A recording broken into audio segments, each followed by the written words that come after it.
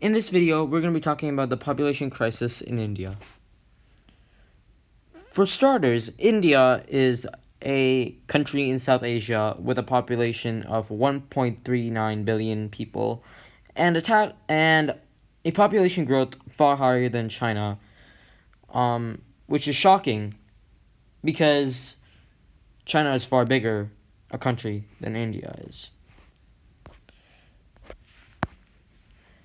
Now, in these next few slides here, we're going to be discussing the different factors that paint the population story of India from 1960 till now and beyond.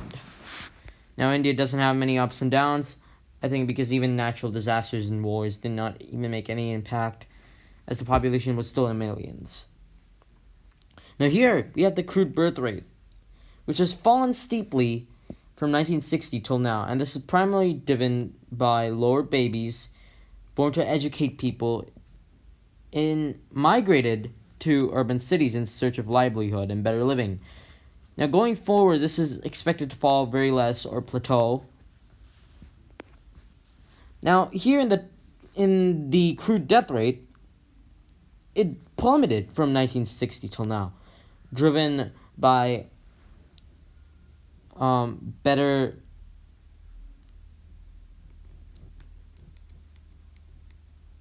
healthcare and medical facilities and nutrition, and this has plateaued right now, but it's expected that it'll gradually increase as the older population born in the late 1900s will get old and they'll die. Now the life expectancy chart soars from 35 years in 1960 to more than 70 years now for the same reasons as the decrease in death rate.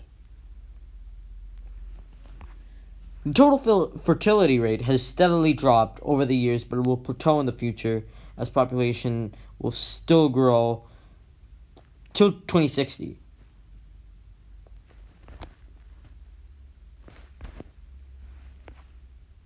The infant mortality chart is very similar to the life expectancy chart, with choppy years ahead as 60% of the country's population still live in rural areas with insufficient medical care.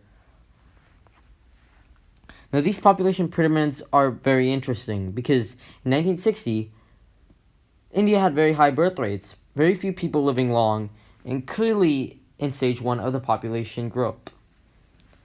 2020, birth rates have dropped and more people are living older and longer, but birth rates are still higher than death rates, showing it is in stage 3. In 2060, with further fall in birth and death rates, births are equal to or lower than deaths, and it'll be in stage 4. Now, India is clearly overpopulated now, but the population distribution is not uniform in the country, and the less educated states are expected to grow much more faster in the next 20 years in comparison to others. Only 2 such states will make 1/3 of India's population grow. Looking at how the distribution of people in population has changed over 10 years, it's clear that one strategy may not work in all the states of India.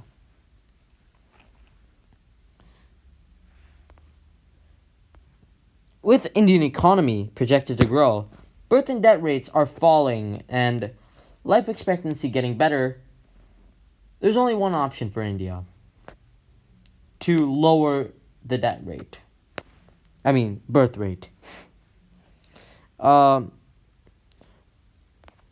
For this, education must be a priority.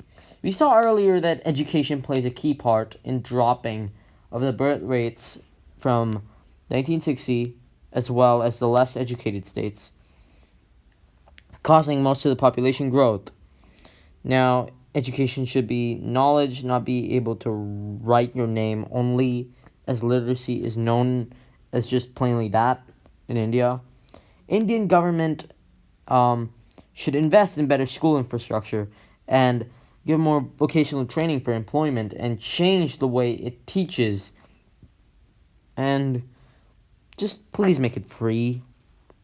At least until high school. Just please do it.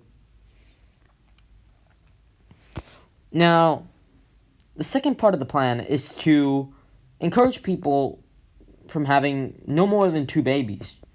Support them, give them baby bonuses, maternity leave, and charge less income tax.